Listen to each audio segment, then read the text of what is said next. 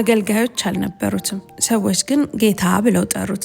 የዩኒቨርሲቲ ዲግሪም አልነበረውም፣ ግን የዓለም ጠቢባን መምህር ብለው አከበሩት።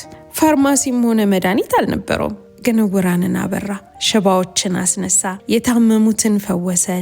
ሰዎችም ፈዋሽ ብለው ጠሩት። የጦር ሰራዊት ግን አልነበረውም። ነገስታትና ገዢዎች በፊቱ ተንቀጠቀጡ።